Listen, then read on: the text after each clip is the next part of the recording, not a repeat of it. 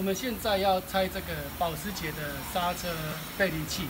那它倍力器连接的那个方式是用一个球头扣住刹车的踏板，它有一个托架，那个托架是塑胶的，就长这个样子。这个不是这一辆车的，这是另外一个，我准备另外一个给大家看，说它是长这个样子的。那它里面有两个倒钩的卡水要勾住那个球头，那要有一个工具把倒钩的部分推开，那个球头才会拿得出来，这样子的意思。那我有做了一个类似像这样子的工具，利用这两个旁边的面推进去的时候，挤进去的时候，可以把两个倒钩的地方把它拨开，球头就可以拿出来的。好，那我现在用一个实际的例子给大家看，这是一辆保时捷凯宴的车子。好，那在这里来，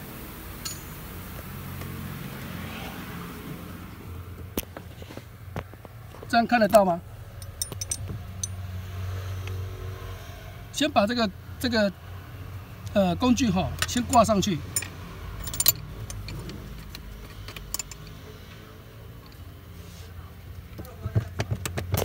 这样子踏板是勾住的。好，那我现在要来把这个工具给往前推。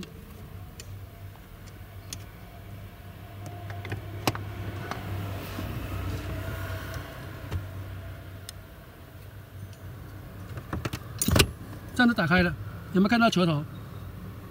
有没有看到？工具还在上面呢，这样就可以拿下来了。就这个意思来，谢谢大家。